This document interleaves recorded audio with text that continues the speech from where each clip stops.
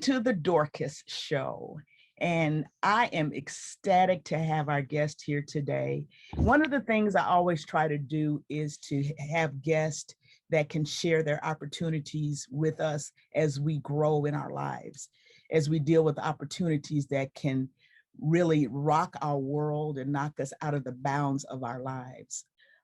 Oftentimes when we go through stuff, we stay in our own little cubby hole and we don't want anybody to know we're going through struggles. We don't want to tell anybody, and nobody knows that oftentimes that we're dealing with things. We never share because we don't want anybody to know we're struggling. And then there are others who rise above the challenge while others are crushed beneath the weight. Often we can tell folks are struggling by the way they look. You know, they just ain't looking as fresh as they used to look. Something is not right. But others maintain a look of peace throughout the entire thing. And then when you pull back the covers and you look at what's really going on, you oftentimes wonder, how in the world do they have peace during all of this? I look at it like a piece of tapestry.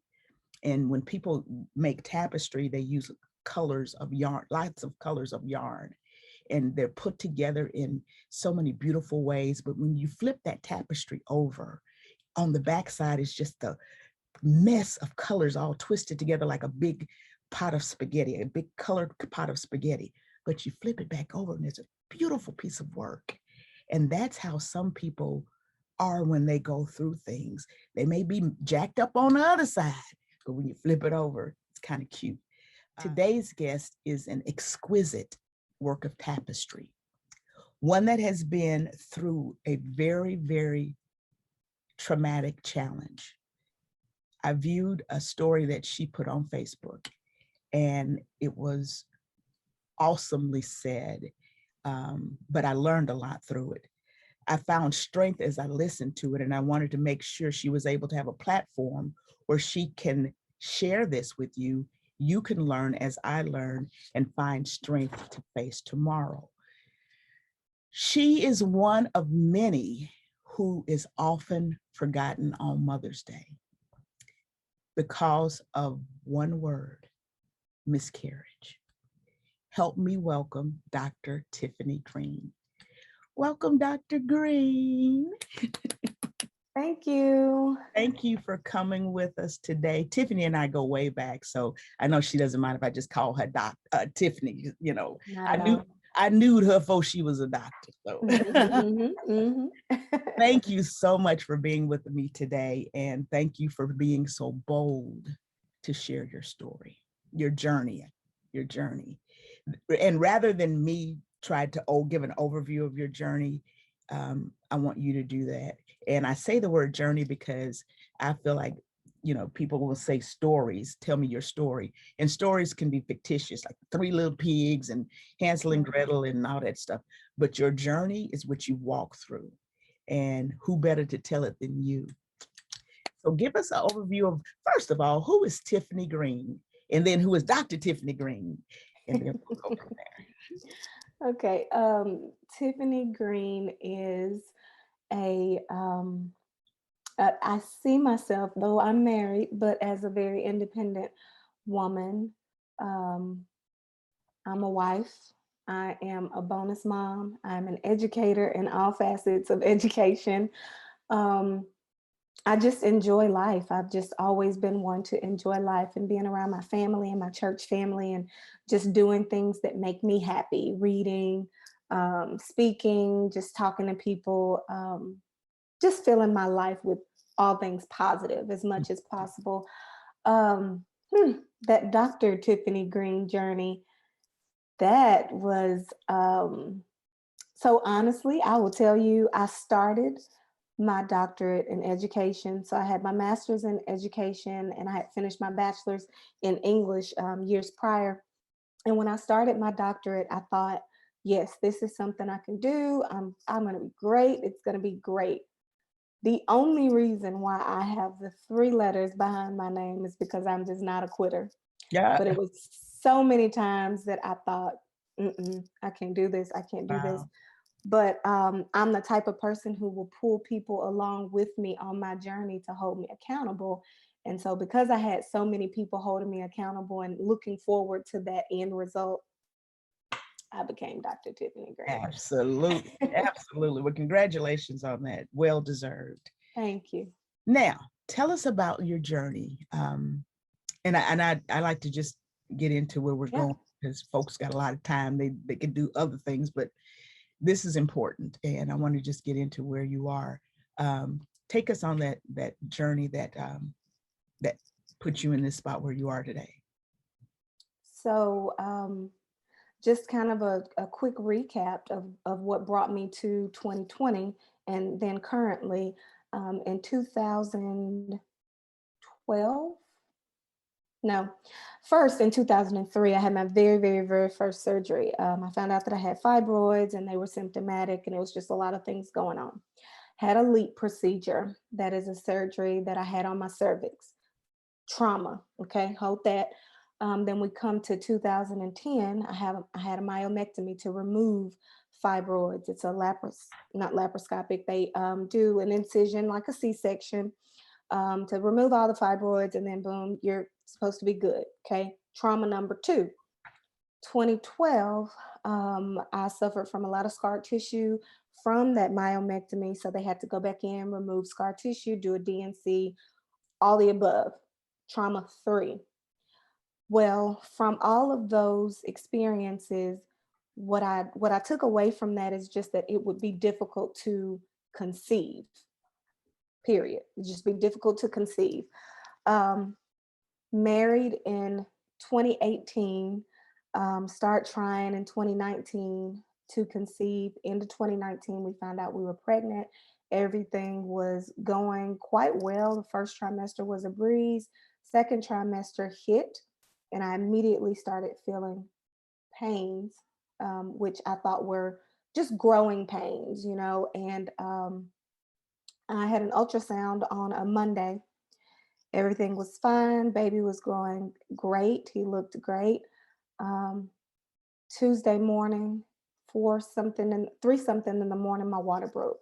I was 15 weeks old, 15 weeks pregnant rather, and I get rushed to the emergency room. Fluid is leaking. Baby Camden is not going to be okay.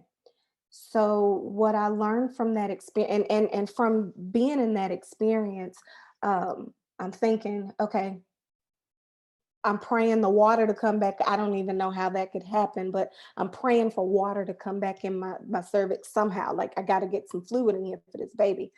And so for about 14 hours, that's what I did. And it wasn't God's will. It He had something else planned for us. And so that following afternoon at 4:20, Camden was born.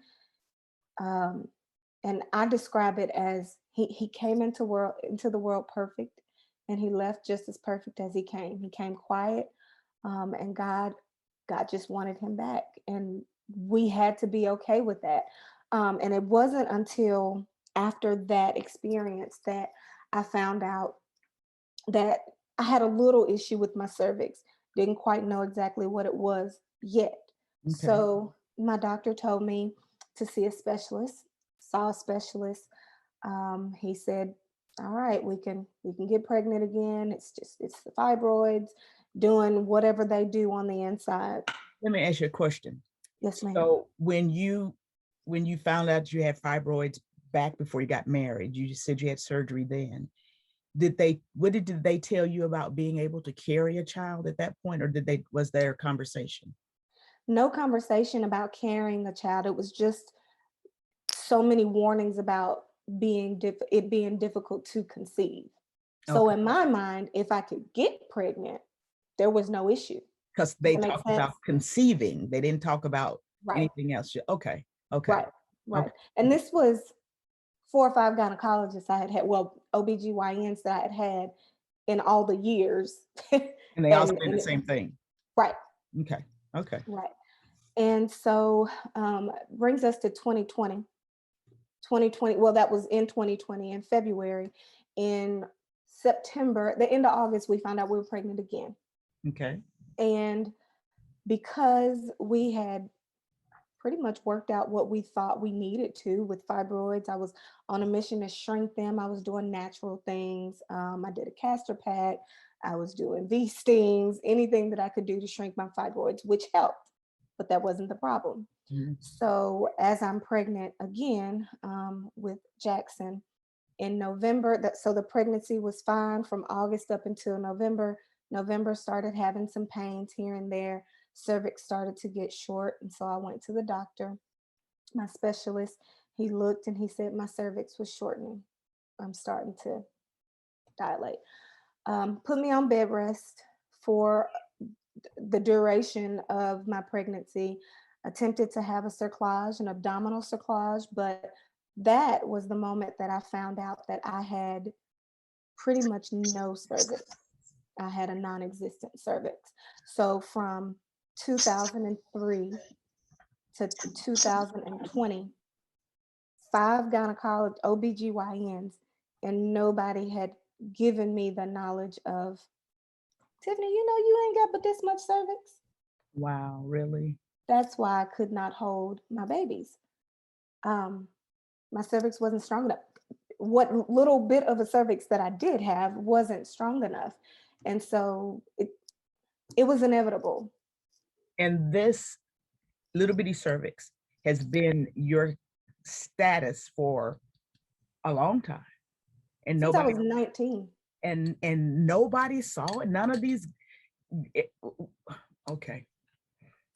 I have had procedures, surgeries, ultrasounds, vaginal ultrasounds, Really? abdominal ultrasounds. I have had it all. And no one has ever said to me, your cervix is really, really weak. So how do you explain that, Tiffany, in your head? How do you explain that to your body, to your head? You know what? I try not to think like this, but because two reasons. I didn't know the questions to ask. I didn't know how to advocate for myself because I didn't know exactly what was going on in my mind. It was just fibroids, fibroids, fibroids. And then a part of me toyed with the idea of this is an African American woman. If the tables were turned, would it be a different situation? I don't I don't really know. I just know my situation and I Okay. was not given that information and I couldn't even, so people will say, well, how come you didn't ask such, I didn't know what to ask. Right. I get that. You didn't know. Right. You don't know what you don't know. Until you don't know it. Right. Somebody tells you. Right. And so with all these specialists around me, it just made sense that somebody would have told me. And especially if nothing else, before I got pregnant with Jackson, somebody, I felt like I should have known after Camden Right. because nothing had changed in between the two. Okay. And so by the time, no, November 28th is when I had Jackson. And by the time I had him, 2, 3 weeks later, that's when I figured out, okay, it's called cervical incompetence. Um, a very weak or cervical insufficiency is what they call it. So there's nobody in the state of Tennessee that does the surgeries that I needed to have, which was a robotic transabdominal cerclage. So my husband and I had to travel to do that. So we went to Indianapolis in March, and March they of 2020, 21, 2020. just a few months ago. So in November, I had Jackson. I had to wait a couple of months, and then we had the cerclage in March.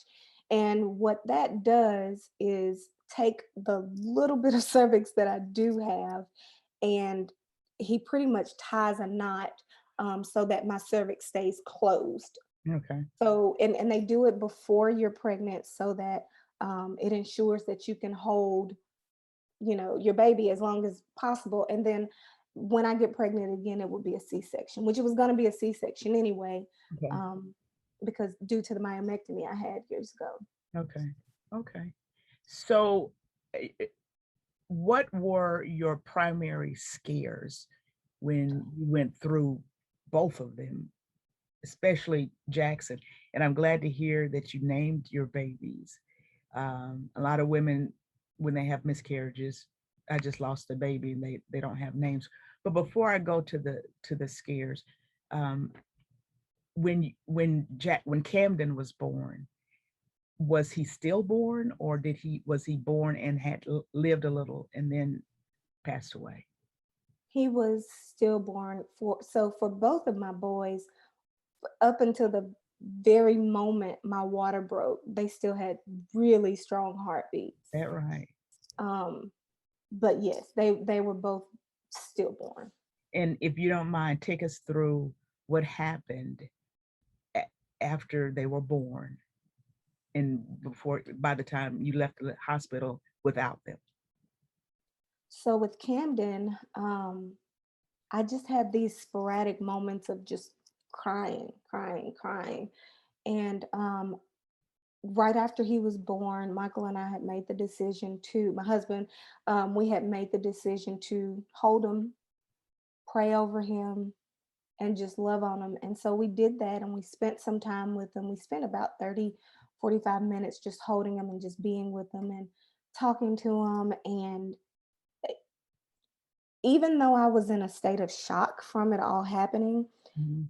I thank God that we made that decision, because I was able to see just how amazing God is. If you've ever seen a baby at 15 weeks old, it, Mm. you don't want to when it's your own, but when you do get that opportunity, it's just amazing. We saw his tiny fingernails, his toes. I'm saying all that to say, even though we were grieving in that moment, we were still able to see the miracle and the goodness of God, and just how miraculous birth is. Mhm. After we left, as we're leaving the hospital, we get to the car. I'm being wheeled out to the car. And it's not until I see the car that it triggers this just gorge of emotions. I just broke down, because at that moment, it sat into me that I'm not going home with a baby. Mm. And I just, for about 24 hours, I just cried, Right. Mm. cried and cried and cried. And so by the time we get to November of 2020 and I have Jackson, the irony, the awful part about that is I was in the exact same room that I was in with Camden, Wow. looking at all the things on the wall, looking at the birth announcement and the how many pounds did he weigh and the name, and I'm looking at all that, and I said, Michael, we are in the same room that we were in February with Camden, and Mm. that just brought on a whole different set of emotions. But by the time I had Jackson, I think because 2 weeks prior, the cerclage did not go as planned. I wasn't able to get the cerclage, the abdominal cerclage, to hold him in. We started our grieving process then. Okay. So by the time I had gotten to the hospital to actually deliver him, we were at peace. Did Wow. we still want him? Absolutely. But we were at peace because we had a whole 2 weeks to deal with the fact that he's not going to make it full term. Now, Camden was 15 weeks. Jackson, I had him right at 17 weeks. Okay. And by the time we left the hospital, I don't know, it was totally different because we had prepared ourselves before, if that makes sense. Yes, it does. It does. But what I hear also is there's a scripture in the Bible that talks about God giving us the peace that surpasses all understanding. Mm, You have no idea how you understand it, but the peace that you had was given to you specifically to you and your husband at mhm, that time. And you don't have to understand it. That's what God gave you. That's what God mhm. gave you. Yeah. So when you were holding them, did you hold Jackson as well? I did not hold Jackson. I was thankful for the opportunity to hold Camden, but I could not hold Jackson. I did see him, um, and he was still born in the sack. Okay. Um, so yeah, I just chose not to hold him. Okay. Okay. Did you do a memorial for them, either of the children? I didn't. Okay. And and you could not? Mm-mm. Okay. So how was your husband? You from your point of view, when you saw your husband dealing with this, what did you see? And I know you can't speak for him, but as Mhm. a wife and the mother, he's the daddy. What did you see? Crushed. He Okay. was just crushed. The first time he was just, it was like the wind had been knocked out of him. Um, Now I do get emotional when I talk about him, but Okay. the second time, I don't know, it was, and this is just how I'm feeling. Mhm. I felt like he was disappointed. Okay. Um, and I don't know if that disappointment was with me or the situation, but he had a lot of emotions going on, and it was just really hard to see. Okay. And did you feel like he was disappointed with you? Um, I did. I Okay. did for a minute. And I knew that he wasn't, but I guess I had the feeling that he should be, because I kept saying, "Oh, well, you didn't sign up for this," or you Mm. didn't know that it was going to be this journey. And he was like, "Well,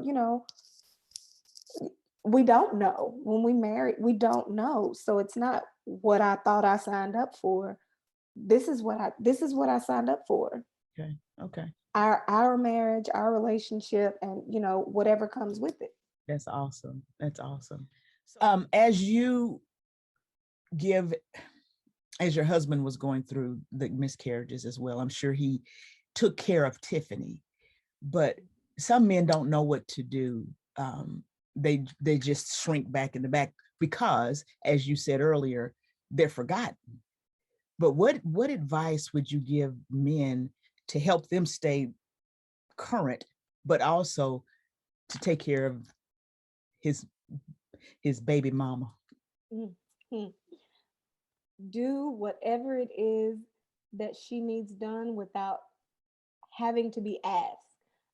Michael's running around here vacuuming, sweeping, cooking, washing dishes, washing the cars. We ain't been nowhere, but he washing the cars. I love it. He was doing everything that he knew to do so that I didn't have to think about it.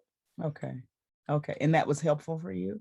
That was extremely helpful because he knows that my mind goes, I can be sick, but my mind goes, oh, I need to do this. Oh, I need to do that. Oh, I got to cook. I got to do this. I got to do Yeah. that. So, whatever it is that your wife stresses over or gets anxious over, you make sure that's what you take care of. Okay. As you're still taking care of yourself, but you make sure that that's what you take care of. And then be her shoulder because she's going to need to cry a lot. She Okay. will. Okay. Very good. So what were your primary scares as you were going through, knowing that you were going through miscarriages? What was that primary scare? When I knew that I was miscarrying, Right. or Right. well, the first time I was in denial. I knew my water had broken. I knew that there was no way the water could, be restored. But a part of me felt like, with all this medical advancement and everything, they could save him. Mhm. Even if he's 15 weeks, they could save him. Um, and so that was my prayer. I prayed that over and over and over and over. And then with Jackson, I think within those 2 weeks after the failed abdominal cerclage, I was just disappointed in myself. Honestly, I was angry at myself because years ago, having all these procedures, I wasn't as informed as I should have been. And so in my mind, I'm saying, well, you should have done more research and you should have done this. You should have gotten a second opinion. You should have. Knowing that there was nothing I can do at this point, but just being frustrated with myself that I allowed myself to be in this position. You know what I mean? I allowed my body to get into this position to where I may not even be able to have a child, bring a child to term. But you realize that this is not something that you allowed. You realize that it happened, but you didn't allow it.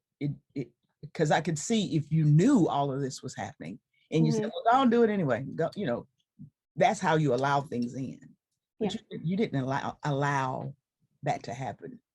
But I understand the confusion in your head, saying you're a pretty smart young lady, and I should have known better. I should have did more research. I should have, and I do get that. What emotions overwhelm you then and now as you think about Camden and Jackson? Um,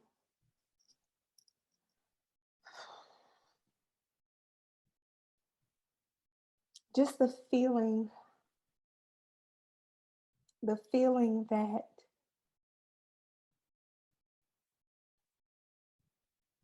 I failed them. Okay. Okay. Um, I know that's not, you know, Well, this is your feeling. but it's how I feel Absolutely. a lot of times. So, when I think about them, sometimes it is I'm happy I was able to carry them for as long as I did. Mhm. Um, but a lot of times I just feel like I robbed them. Okay. Okay. What was the worst thing somebody said to you as a result of your Oh, your miscarriages? And how was your what was your reaction? How did you um, the worst thing, her exact words, you'll get over it and then you'll have another baby. People mm, have miscarriages all the time. mm, That was after the first. And my reaction was there was nothing I could say. And I have not talked to her since. wow. Do you feel like she was being malicious in saying that? I just feel like she was being inconsiderate. And coming from a person now, she has two children, but she had 5 or 6 miscarriages herself. Wow. And I always say everybody's situation is different. Everybody feels things differently. Hmm. And so I don't really think that she said it with any malice, but I do think that she was just speaking from what she knew, Hmm. maybe that Hmm. maybe somebody told her, oh, get over it and but that's not what I was ready to receive Right. at the moment. I got you. And I just had to do a whole reevaluation of our communication, and Yeah. she Yeah. wasn't good for my space at Well, that time. okay. And I often tell people, especially in my book that I've written, even in the dark, I surrender. I think you Mhm. got one of. In the book, I tell people sometimes it's best not to say anything, because if you don't know what to say, just hush. You know, Mhm. just Hirsch. hush, be quiet. Because when I got breast cancer, I was told, "Don't claim it. Don't you claim that." And I'm thinking, how do How do you not? it's here? I have breast cancer. Now I'm not gonna let it rule me, but and I was like, okay, all right, well, thank you, Mhm. and we just keep Mhm. moving. So sometimes it's better for people to just be quiet, don't say anything. Mhm. And in silence, you can have so much strength. Absolutely. And I think, unfortunately, for what I found with a lot of people, especially people that believe in God, the first thing that we like to say is God doesn't make mistakes. Mhm. I don't know where that practice comes from, but that's a horrible thing to say. As a believer, yes, I believe that. Mhm. But you have to think about what that is saying to the person going through it. Right, God meant for this to happen. right, God wanted to take your child from you. There are a lot of different ways that you can translate that, but that's just another one of those things that I say, don't say anything at all. right. Just Hirsch, as you just said. Just Hirsch. Hirsch. Hmm. Um, on Mother's Day, Mm. do you think about your two boys Every single day. every single day? Every single day. Because a lot of times on Mother's Day, those women that had the challenge of miscarrying are are thought of, well, she never was a mother, you Mm. know. And I was reading an article on the internet, and it's the title of it was The Forgotten Group of Almost Mothers. Mm. And I thought about that and I said, almost mothers? No, you are a mother. If you were able to carry a baby in your womb and the baby was there, when does the mother start? Right. After the baby's born. And you know, so um I'm glad to hear you say you think about it every day. Does it bring you down every day? No, I have my ups and my downs. I think what works for me is there's a sea of people around me right now pregnant. Mhm. And what works for me is trying to stay away from that. Not because I don't, feel happiness or joy for anybody else's situation, but I know that's a trigger for me. And so I try to stay away from those triggers. But most days I'm okay. Okay, and it's a trigger. It's a trigger because it's too soon. Is that what it is? I Okay. should have both of my boys by now. I should, Okay. When God blesses you to be pregnant and you carry your baby, will you tell the baby about Camden and Jackson? yeah. Mhm. We have two little boxes from Summit where we had both of them, and they put this little keepsake of the blanket they put on them when they're born, the little hat that they put on them, and then they take lots of pictures, and so they give us the camera. And at some point, one day, we said we'll have the courage to open that box and share that with our child. And they took pictures, and the camera, you have to get the film developed. Is that what you had? Mhm, mhm. Because they leave it to you if Yeah, you wanna get them developed or when or yeah, that's very clever. Did you feel comfortable with that? I did. Okay. Okay, very I clever. did. What advice can you give someone going through a miscarriage? If you could be with someone right now, in the room with them right now, because you've gone through it, but she needs some help, what advice would you give her as she's going through her miscarriage?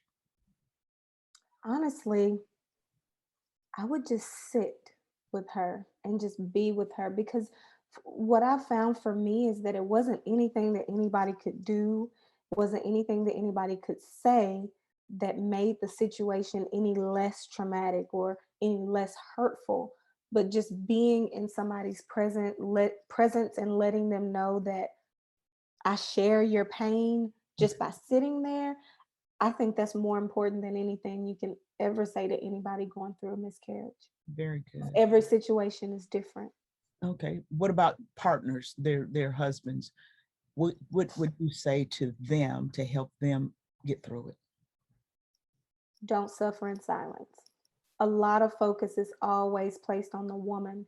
And I know I have made it very clear to my husband's friends and family. Check on him too. I appreciate you checking on me, but check on Michael too. See how he's doing. So I would let them know, don't suffer in silence. This happened to you just as much as it happened to Yeah. your wife, your And spouse. that's interesting that in your what you're saying, because we do forget about the husband or the man in the situation. I don't know if it's because we think that they're supposed to be strong and they got to handle it, Mm. or they didn't carry it so they didn't feel it. I don't know what do you think that is? I think it's the latter. I think it's they didn't carry it, they didn't feel it. That kind of disconnect um, between the man and the baby. Because even when a baby is born and brought home, a lot of care and attention is on the mom, Yeah. and nobody checks on dad to see how are you sleeping, are you eating, are you.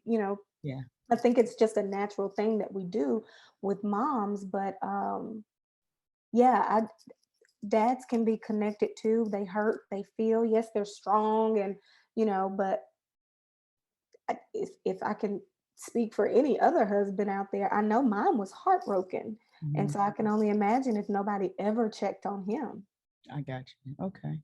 So how should women break the silence on miscarriage? As you're comfortable, talk about it. Now, the good time to talk about it is not when somebody else is going through it, because that shifts the focus to you, but just being able to verbalize it, like you said earlier, naming I don't care if you had a name anyway. If you just found out that you were pregnant and you were 10 weeks or whatever, if you knew what you were having, name your child, because that ensures that memory goes on, you know what I mean? And it ensures that you're not going to forget anyway because you're mom, but it makes it seem unforgotten when you try to just act like it didn't Mhm. happen, you know. Mhm. And I know some women do that, but I just say talk about it because people don't talk about it enough. However you need to do it, journal it, um, share it out on the social medias. It's Just been a talk. part of my therapy, but definitely just talk about it. Okay. And when women ask you, do you have any children? I know you said earlier you have a bonus child, which I've met, and she's gorgeous. Uh, Thank you. when people ask you, do you have any children outside of the bonus child, what is your response? I have 2 babies in heaven. Okay. I like that. And I think you call them your angel babies at one point. Angel babies. Yeah, Hmm. your angel babies. That's really good. So, what do you hope women and their partners would gain from listening to Dr. Tiffany Green today? What do you hope that they gain? Just the courage and the strength to not to suffer in silence, not to allow the situation to or not situation to be callous, but not to allow the loss to consume you. Use that loss as a part of the grieving process. Okay. Um, Make sure you're talking to people.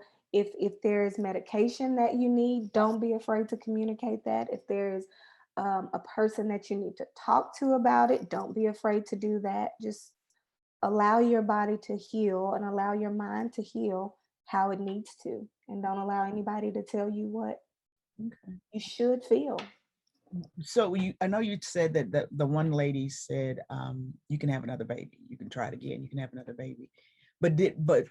Was your tribe around you? Did you have a good tribe other than that helped you through this? Absolutely, absolutely. If it were not for that tribe and Dorcas, you know that as you included, um, I I really don't know how we would be here in this moment.